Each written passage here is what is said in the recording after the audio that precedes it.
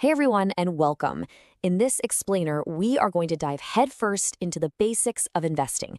The whole point here is to give you the essential info you need to feel a bit more confident and maybe even get started. Now, just a quick heads up, this is all about education, not direct financial advice. All right, let's get right into it. So let's kick things off with a pretty big question.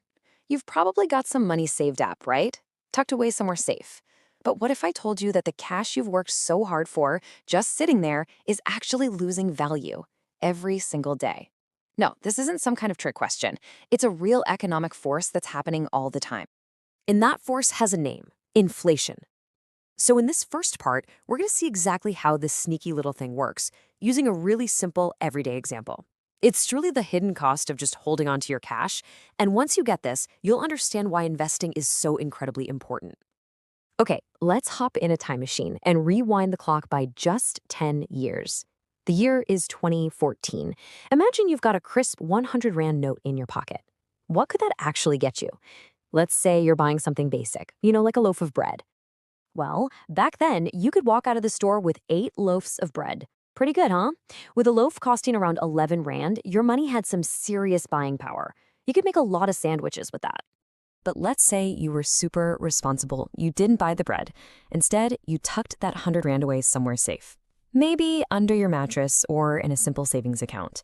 Now, fast forward 10 years. It's 2024. You still have that 100 Rand. The note looks the same, but what can it actually buy you today? The answer? Just 5 loaves of bread. That's it. Why? Well, because the price of bread has shot up to nearly 20 Rand a loaf. That's inflation in action. The number on your money is the same, but its power, what it can actually do for you, has taken a nosedive. So let's just look at this side by side. It's pretty telling. If you just save that money, its value shrinks to what 5 loaves of bread are worth today. But what if you had invested it instead? Let's just assume a pretty average return of 10% a year. Well, that R100 could have grown to over R259 Rand. That's enough to buy 12 loaves of bread. You wouldn't just beat inflation, you'd be way ahead of the game. And this brings us right to the solution. If saving your money means it's slowly losing its power, what's the alternative? Well, this is exactly where investing comes into the picture.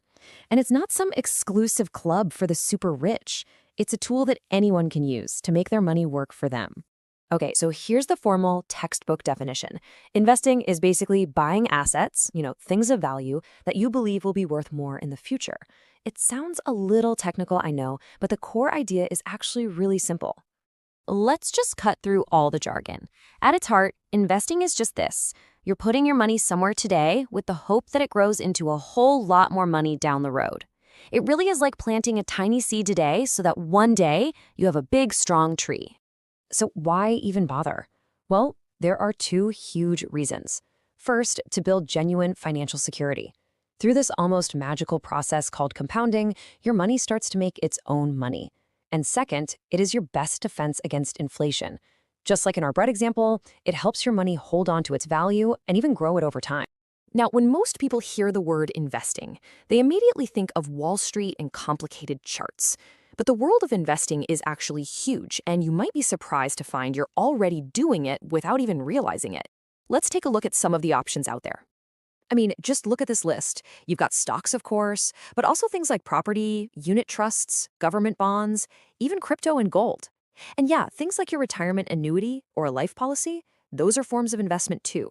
We'll definitely explore these more in other explainers, but for now, just know that you've got a lot of choices. All right, so you might be feeling ready to go. But before you jump in feet first, there are a few things you really need to get in order first. Think of this as your pre-flight checklist before you launch your financial rocket ship. It's absolutely crucial. So let's run through it. First, you have got to tackle any high-interest debt, like a credit card. It makes 0 sense to earn a 10% return on an investment if you're paying 22% interest on debt. You're just moving backward. Second, build yourself an emergency fund. This is your safety net. 3 to 6 months worth of living expenses set aside. And third, only invest money that you can afford to not touch for a while.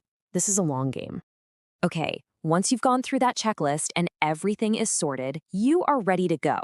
Now let's just cover a few core principles that'll help you start your journey in a smart way.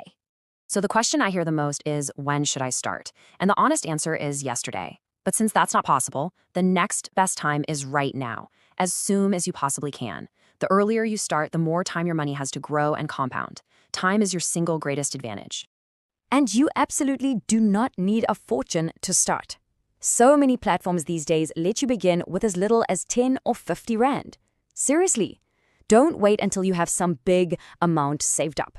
The habit of consistently investing small amounts is way, way more powerful than waiting to invest one big lump sum later.